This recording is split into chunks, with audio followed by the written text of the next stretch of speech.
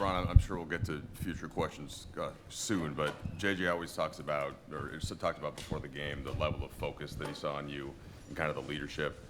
How do you go from that and then, you guys battle to the way that you did, and then it's over? Like, how does that transition in your headspace at this point of doing it for so much time and all that you put into it?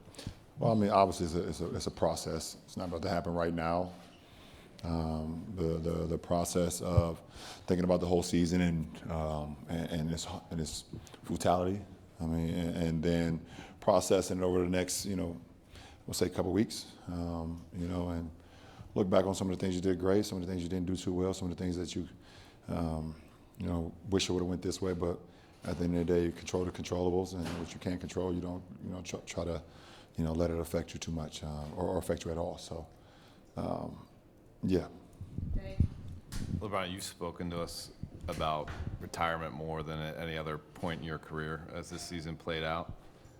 What do you feel like's left for you in the NBA? Well, I think you guys asked me about it, and I've answered questions. Yeah, I don't think I've come out and like, oh, retirement is coming. So, I mean, with my future, I don't know, obviously. I mean, obviously we're still fresh from, obviously losing, and I don't know. I mean, I don't know what the future holds for me, obviously, as it stands right now tonight. I got a lot of time. I'll sit back, like I think I said it last year after we lost, I think, to Minnesota, to go back and recalibrate with my family and talk with them and spend some time with them. And then when the time comes, I obviously, you guys know what I decide to do. LeBron, this is the longest stretch of your career that you've spent in one place. What are the moments that you carry with you as a Laker that, like, at the top of your mind right now that stand out as special things you were able to do here? I mean, there's a lot. I mean, obviously winning the championship 2020 will stand at the top. I mean, that was the reason why I came here, to restore, that level of play and restore this franchise back to what it was known for, winning championships and playing at a high level. And, to be out there with that group and go out there and win a championship and us competing at a championship level was something that I kind of envisioned, and we was able to accomplish that. So that would stand at the top for sure. LeBron, we asked you throughout the season about this team's identity.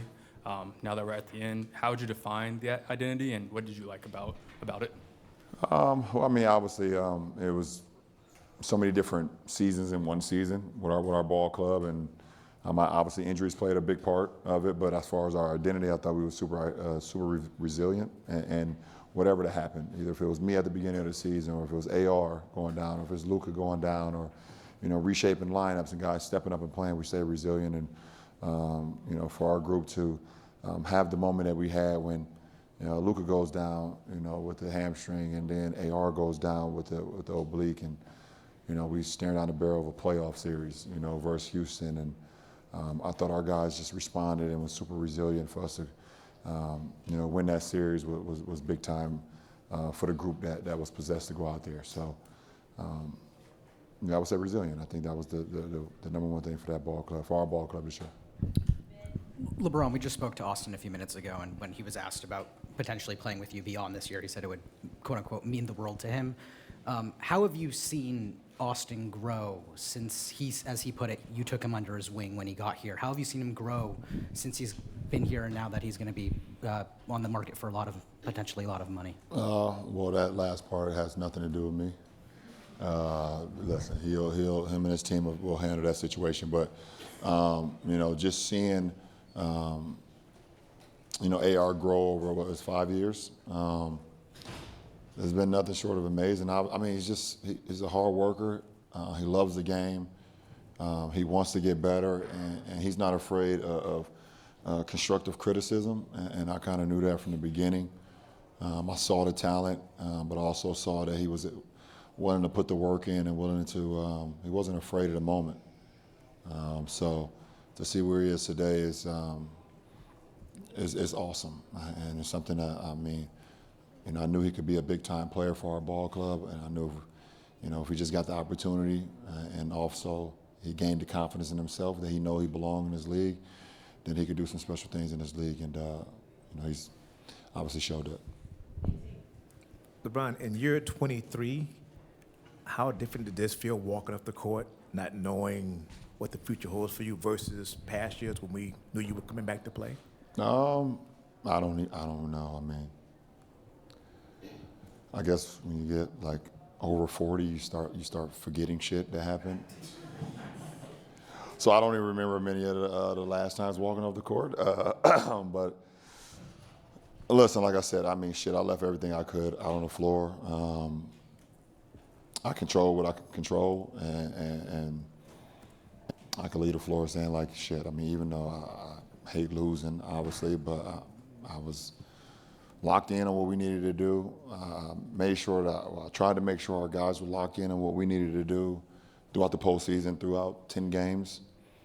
And obviously we fell a little short, obviously, but I mean, I'm not looking at, my year as a disappointment. That's for damn sure. Especially, I was put into some positions I've never played in my career before, actually in my life. I've never been a third option in my life.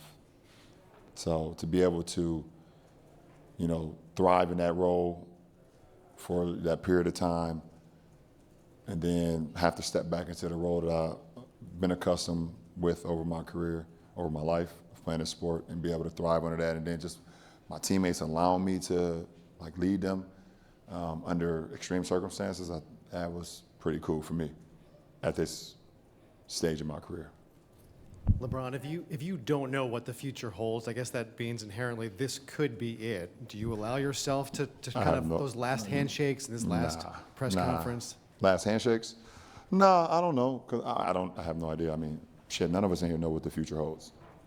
None of us. Nobody has any idea what the future holds, and I don't either. Like I said, I'll take time to recalibrate and look over the season and see what's best for my future. And when I get to that point, everyone will know. Hey, Bron. You've changed the league in so many ways. How do you think you defined it this year, and what did the season mean to you? Yeah, I mean, it was. Obviously, every season has its own chapter, and there was many different points of this season where looking at the school, looking at our team, looking at what we were capable of, and for me, I started the season not playing, missing the first 14 games, missing training camp. Missing, preseason. It was the first time for me doing that. So that was challenging in its own right, just to get back and questioning yourself at times if you feel like you're going to be able to get back to what you know you can do and do at this level.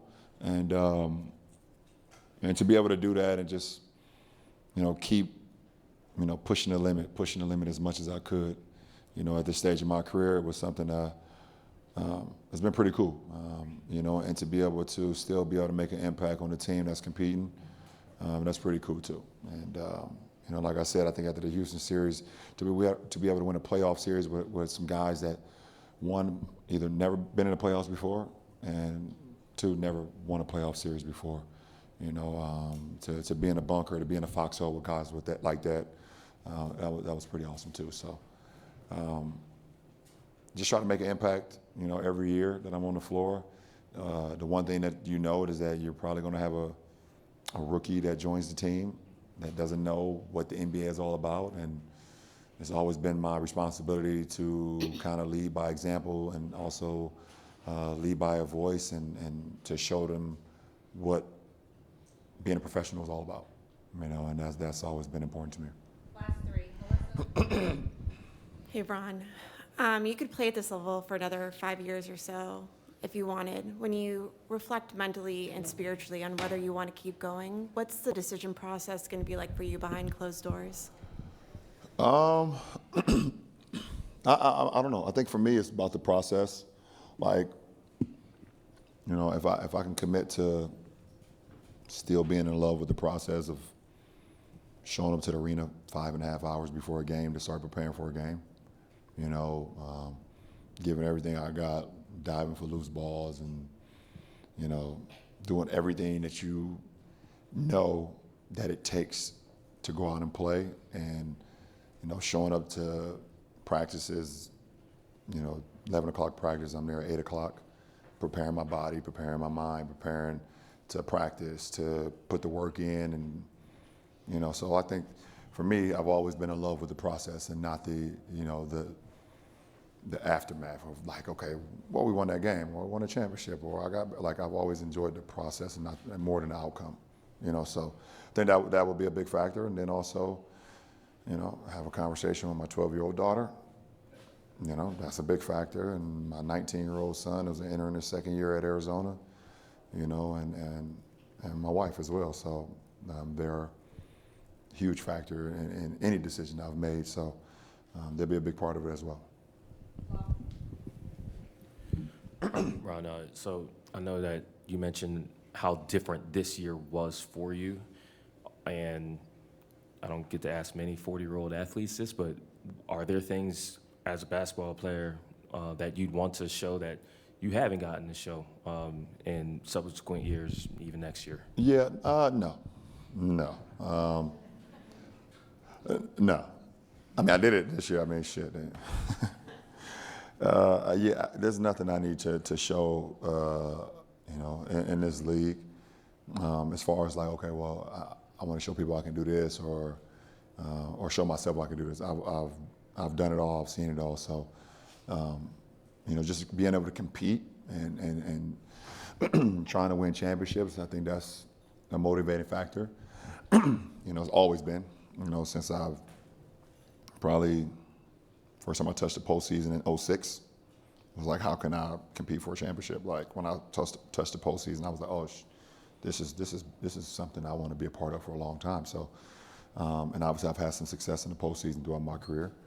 But as far as me individually, no. No.